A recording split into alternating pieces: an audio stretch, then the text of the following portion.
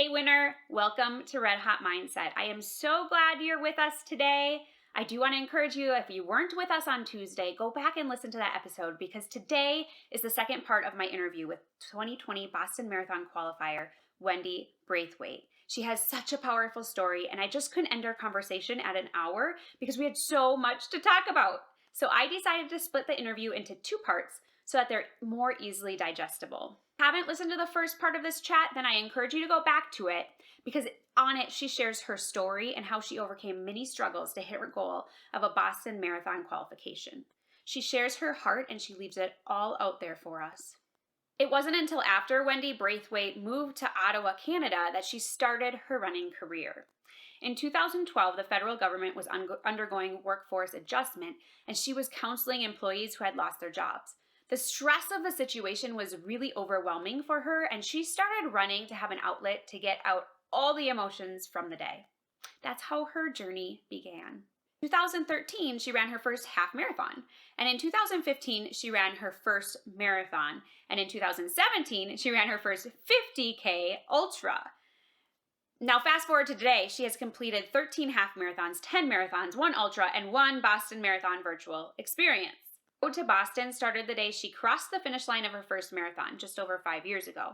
She just missed the qualification by 37 seconds. And that's when she knew that she had it in her, and it kind of lit a fire within her that kind of brought her to where she is today, an overcomer. The most impressive part is that she doesn't let her MS keep her from doing what she loves, and she uses it as fuel to keep fighting.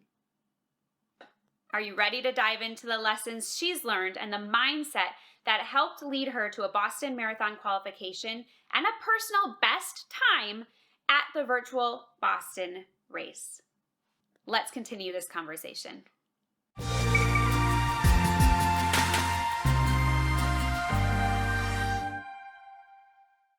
I would love to actually, so I want to take us back a little bit and talk through some of these struggles that you had. And I think it's interesting, injury in a marathon. So you find out afterward, you don't get to finish the marathon. You find out you break your heel. And what was that recovery like? Because a foot injury isn't an easy recovery, especially when you really can't be running on your foot. Did that hurt you mentally?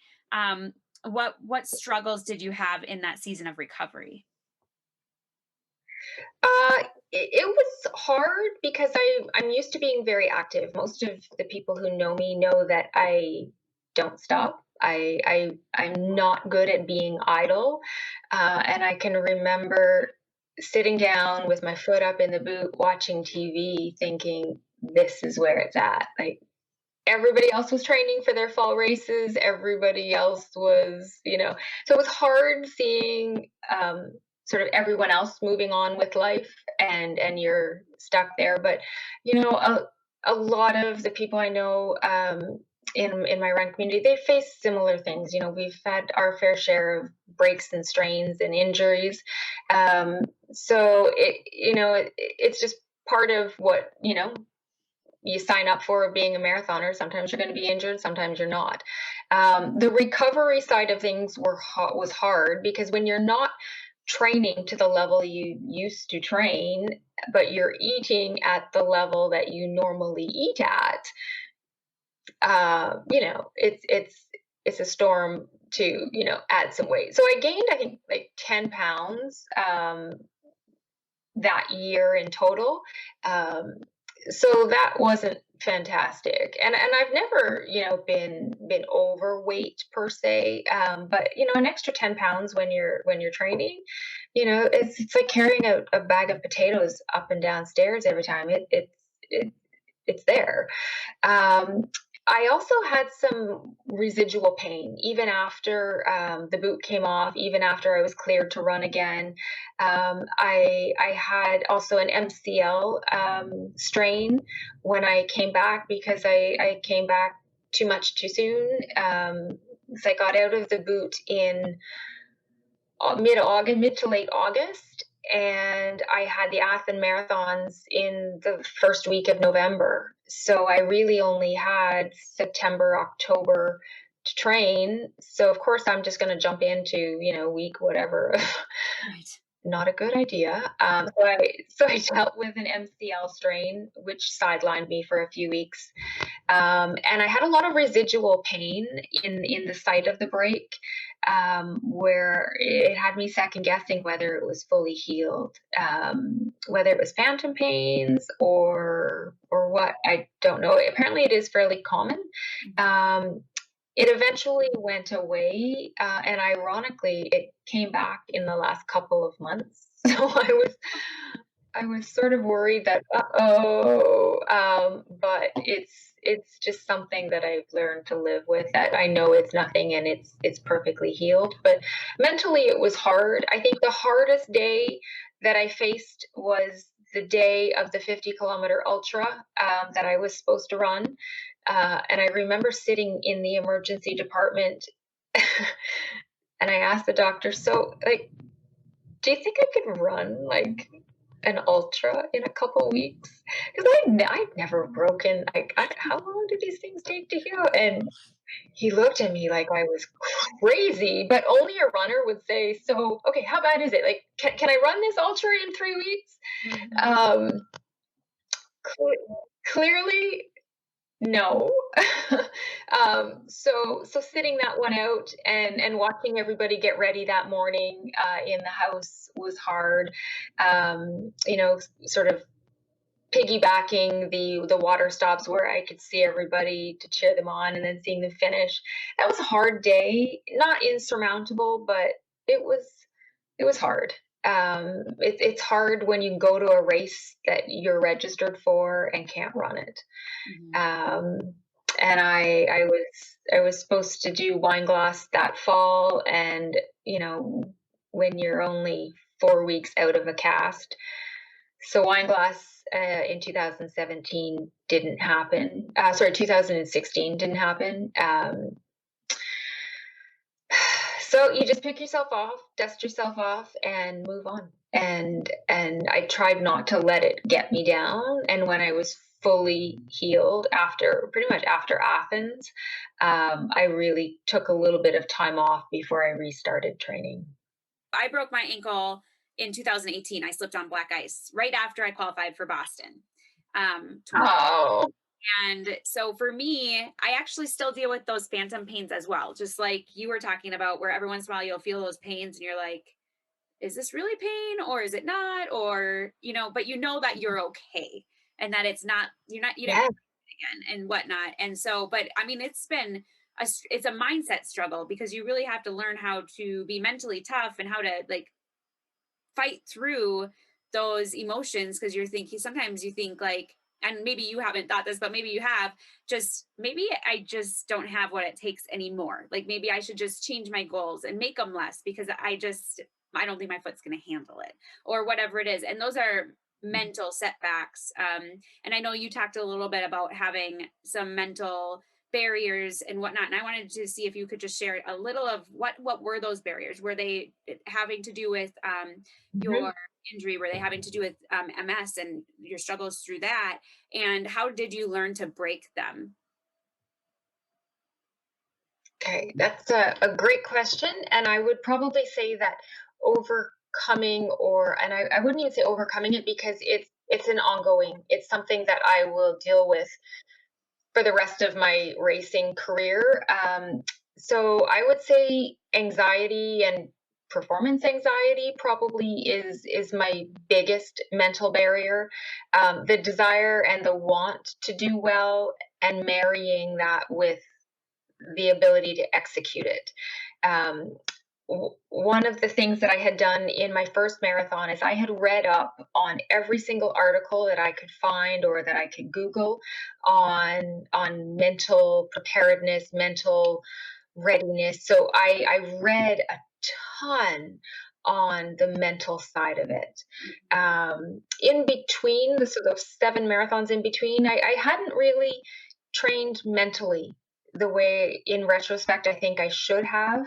Um, I get terrible anxiety leading up to race day. The longest it's been was 10 days out. The shortest I think was actually the Boston Virtual, where I didn't really start getting that race anxiety till about 4 days out. So clearly I was doing better in that respect, or maybe because it was virtual and there was nothing on the line really.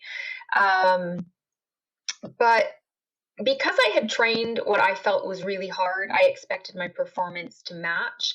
And I would hit a wall at a certain point, and I would get down on myself, and then I would just let everything go.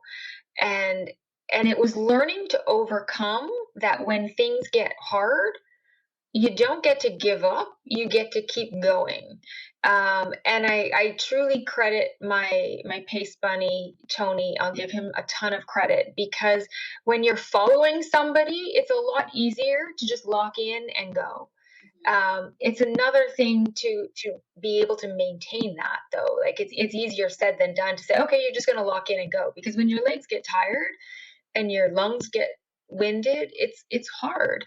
Um, but dealing with the mental side of the ups and downs of my illness is also one of the hardest things that I've struggled with, because when I hit a rough patch, um, you think that you're never going to get better, and that maybe this is it. Maybe this is the end of my running career, because maybe I just won't come out the other side of this relapse. And that's hard mentally to deal with, because when you look at me, I don't look sick. I don't look like somebody who has a debilitating illness. I don't look like somebody who has, MS, and I remember when I was first diagnosed, a close family member said, well, isn't that what, like, Annette Funicello has? And she's in a wheelchair.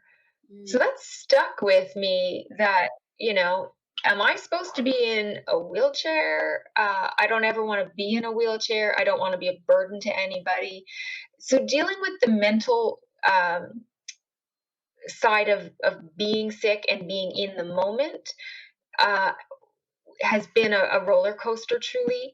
Um, but the performance side of things, I find that I have done best, and I've had my best performance when I'm in that locked and loaded mode, when I'm mentally fierce, for lack of a better word, and I'm not willing to say no to myself.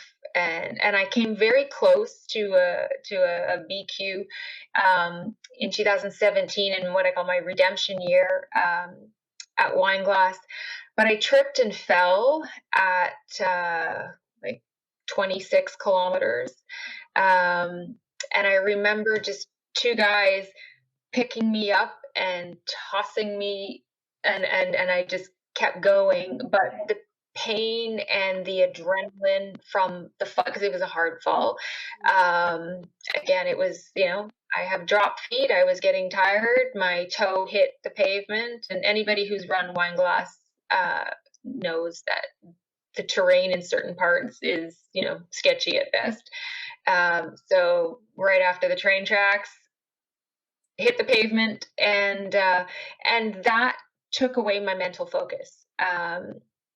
I think I was on track for a 3:48 that day, and I lost the mental acuity that I needed to be sharp and to maintain that pace. And I just let it go. I let my dreams go, and I've very much tried to work on the mental side of things. Is, racing is hard, and especially when you want to do well. And so many of my friends knew that pretty much every race that was an A race, there was one goal. Like the fun runs.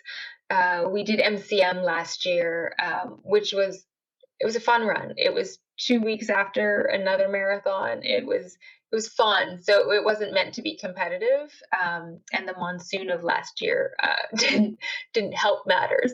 But really focusing on those A races, and in my training of keeping your eye on the prize and reminding yourself why you're doing it and why you're pushing yourself, and that no matter how tired I was, no matter how crappy I felt, no matter how stiff my legs were, or how busy work was, because I still have a family to balance. I still had a very demanding job.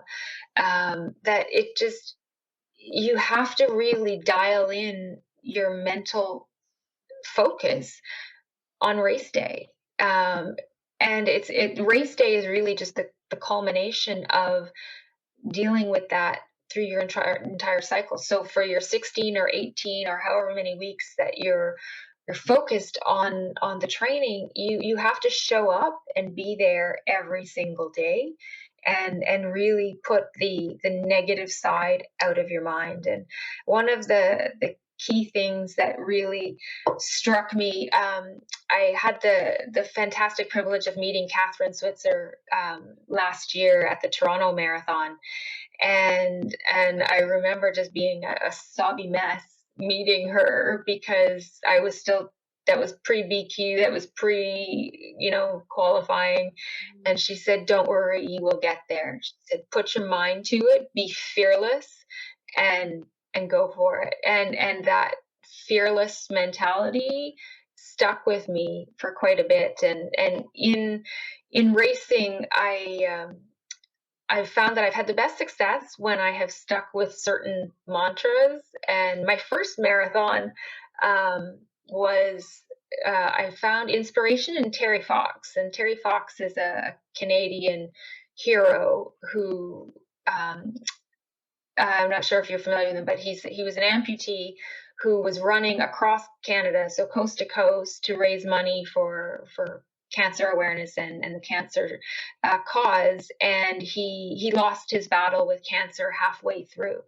And I just remember in that first marathon thinking, if Terry Fox could do it, show up every day with one leg and a prosthetic leg, then I can surely do this for 42 kilometers once. So I just kept repeating that. I kept repeating that. And then in my qualifying race for Boston, it was the same thing. Is I was using my dad as inspiration of, he would want you to do this. He wants you to push, and I sort of felt that presence. And there was at one point in that particular marathon where I felt like he was with me, and there was it wasn't leaves, but it was some sort of it was the fall, so there was things falling from trees. So it was, I don't know what it was, but I just felt this presence that he was there. And to this day, and all summer when I trained, when I saw this sort of, it wasn't leaves, it was more just like tree piece. I don't know what, I can't even describe it. I just have this sense that he's with me. So overcoming the mental side of loss, of injury, of is really just about focusing in on your goal and not saying it's too hard, because everything in life is hard. I mean, COVID is hard, training is hard, injury is hard, dealing with kids is hard. But you have to, I really think you have to decide for yourself, what do you want? Do you want it bad enough to go after it? And if you go after it, are you going after it with all your heart, or are you phoning it in? And I think sometimes people have to be really honest with themselves to say, did I really train as hard as I could, or did I really push as hard as I could? And sometimes the answer is yes, but sometimes the answer is no, I didn't. And I skipped a lot of runs, or maybe I don't know. I have a ton of excuses, and heck, I mean, I've got a laundry list of days where I didn't perform the way I wanted, and I had trained my butt off, but it was because the mental got to me when it mattered most. Yeah. And the days that I did my best are the days where I was razor sharp mentally. Yeah, that makes sense. And I think it's important because you they mindset or mentality is like a muscle. You really have to work it every day. And just because you overcame one thing doesn't mean that thing isn't going to come up again and you're going to have to overcome it again. And Mm. so, really, it's like it's Mhm. just as important as the physical work in training that mentality and learning how what works for you to push through and also knowing when to push and when it's time to not push. And sometimes that's hard for us too as runners when Mhm. we're in a training plan and our training plan says a certain thing, but our body says you really need to not push it today. And most of the time, runners, we're going to push it.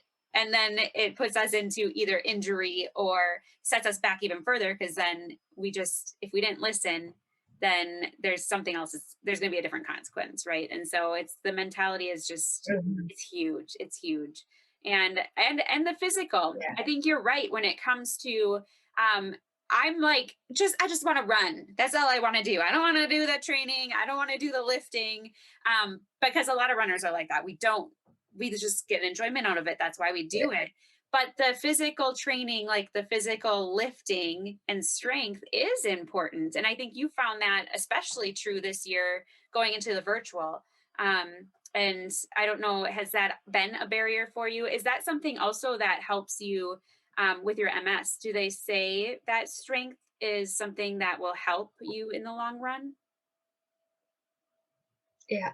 Um, I would say I don't think it's been a barrier for me. And I remember sort of early on in my I'm interested in fitness world, I didn't enjoy lifting. I liked the cardio because I could keep up, but weightlifting I hated. And it really has been this year where I've seen such progress and gains that I kind of prefer lifting over cardio. And if I had a choice, if I had to say, okay, you can either go lift for a bit or you can go for a run. Now that I'm kind of not training for anything at the moment, I would pick lifting any day and every day pretty much. Um, I try not to, again, though, I try not to get that in my brain because I don't want that to become my, okay, well, you don't have to run today because, go lift instead. No, you can lift and you can run. Right. Um, so the certainly exercise is very much encouraged to help because MS is a neurological disease. So what happens is, and everybody is different, Mhm. but the brain short circuits, for lack of a better word, and it doesn't send the message to fire a certain muscle. So if you're not using your muscles, I mean, and with healthy people too, they're going to degrade and they won't be as strong. So for me, it's kind of double duty of, I know there are certain things that don't fire right for me. So for example, my right side doesn't fire correctly. It's always been that way since the beginning. So I know that, and I can feel it when I run that my right side is weaker. I can feel it when I lift, my right side is weaker. So I really have to be conscious and really put in that extra effort to maintain the strength so that even when my running career is over or when I decide I'm done with running or racing or training, because every time I finish a marathon I say I'm done. Don't get That's it, I'm done. And then somebody else says, "Ooh, there's a marathon in Washington, or there's a marathon in, insert destination here." And I'm like, "Oh, okay." um, this time, though, I said, "I'm not done. I am not going to be done marathoning until I cross the finish line in Boston, period." So I will keep running, I will keep racing, I will keep qualifying until I finish and cross on Boylston Street. Um, so yeah, the physical side of it is very important. Yeah, but it's hard. Yeah, I can imagine. It is hard. And thinking about Boston and how much of a it's just such a special race. And not everyone, a lot of people think that they want to qualify for it, but not everyone puts in the work and does it long enough to actually qualify.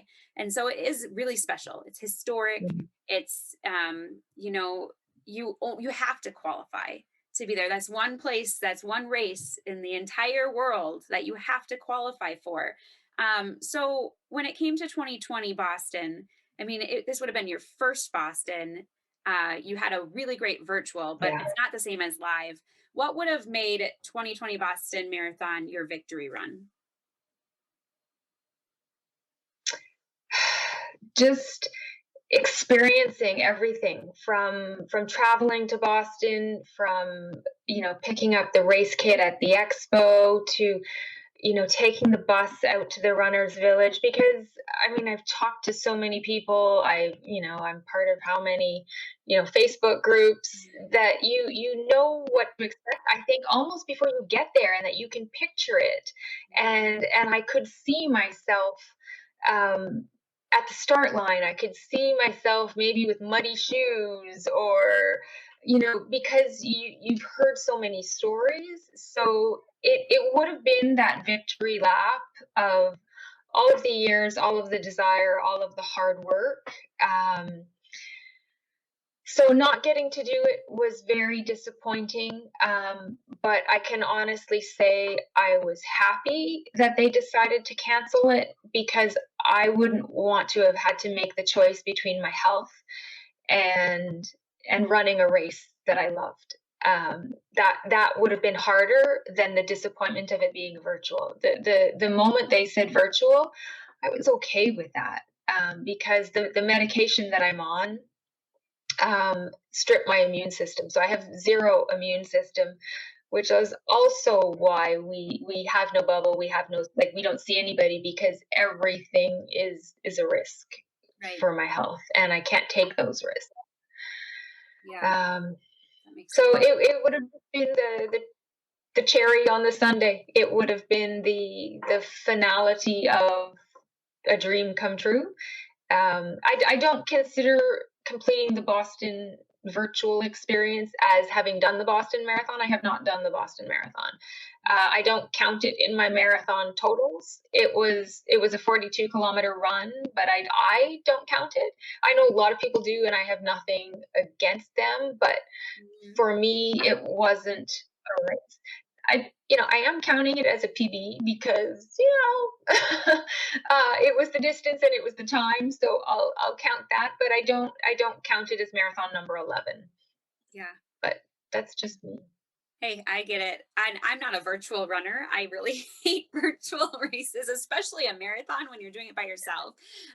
But, I think there was something to be said. The BAA did a great job to treat us as well as they could and to give us an experience. And it's definitely not the same as live. But you can hear the fire in your voice. We all know, anyone listening knows you're going to get there. Whether it's 2021, fingers crossed it happens in the fall.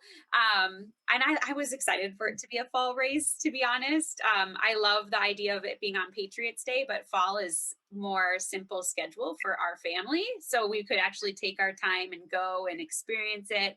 And fall colors, like everything in the fall just sounds lovely out that way. But yeah, I mean, fingers crossed it happens. But if it doesn't happen in 2021, I definitely see you crossing that finish line, because I mean, you have a no matter whatever it takes mentality. And I love that, because you don't let something that you're labeled, you don't let a label keep you from doing what you love.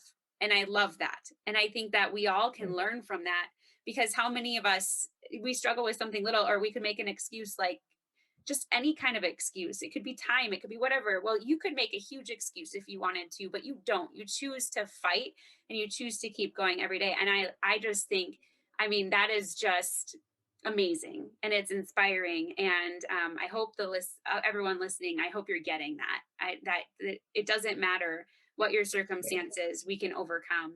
And I think, just to wrap it up, I think the best way to wrap this up would be for you, if you'd be willing to share advice to those listening, maybe for those who are dealing with a physical or a health challenge that might be hindering them from Mhm. pursuing their passions, whether it's running or something else. Can you share some advice on how do we keep that passion alive and how do we keep going despite those circumstances? For sure. I think, first of all, believe in yourself, And probably some of the things that I'll say, I don't live myself because of the doubts that I have in myself. But I think you really have to believe in yourself. I think you have to work for what you want, and be okay with the fact that it's not all going to come fast. It's not going to all come at once. You may not move from a 5-hour marathon to a 3:45 in 6 months or a year. That you have to be okay with incremental improvements. As I said, I think you have to be true to yourself. I think you have to be know who you are and be okay with who you are. I think a little challenge and a little fire in your belly is fantastic. And I'm very inner competitive. Like, I want to best myself. I want to do a better training run than I had. I think you have to be okay with your disappointments. It's not to say that you can't live it and experience it as a disappointment, but you have to be able to just dust yourself off and say, okay, next one.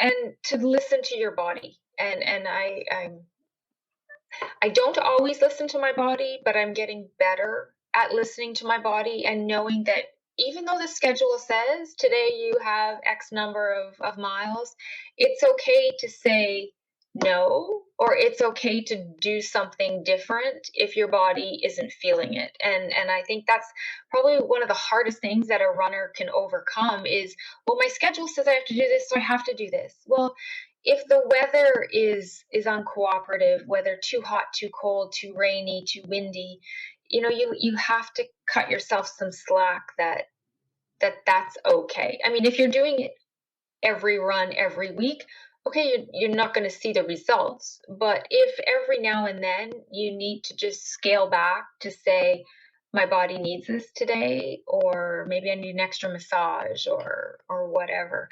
that's okay. And I think one of the key things is to really evaluate what is it that your problem was in the past. What was really causing your performance to either not be what you wanted or to not be at the level you wanted, and really, really evaluate what was it. And sometimes there are external factors. Sometimes it was too darn hot. Or anybody who ran MCM last year knows that it was torrential rains. So when you're faced with things that you have zero control over, sometimes those will impact. But just being honest with yourself. Wendy, this was really, really fun. We had such a great chat. I just think listeners took a lot in. This was so full of good advice and good tips and good lessons learned. And I just really appreciate you taking the time. I know we went a little bit longer than I normally do, but I needed to get all this in because it was good. So thank you for coming on, Wendy. Thank you. It was my pleasure. And if I can be an inspiration for anybody, that's wonderful. I'm very humble myself, but if you believe in yourself, and you put your mind to it, and you put the work in, you can achieve anything. Love it. Do you see why I split this interview into two now? I didn't want to leave anything out. I hope you are inspired to dream big dreams and to go after them with all of your heart. Develop the thick skin and don't let that first obstacle take you out. No one is an overnight success. The ones who hit their goals are the ones who fail more than once. They just get up, brush themselves off, and get going again and again and again until they make it happen. So make your goals happen. If you need help game planning for your goals or you need help developing the vision God is giving you, I may be your girl to help you out with that. I love coaching women as they pursue their passions and figure out where they feel like God is calling them next. I'm a visionary and I'm really good at breaking down larger dreams into tangible goals and stepping stones to make those dreams happen. So if you're interested in hearing more about how to work with me, head on over to www.redhotmindset.com/contact. All things I pray, you just run your race. I believe in you.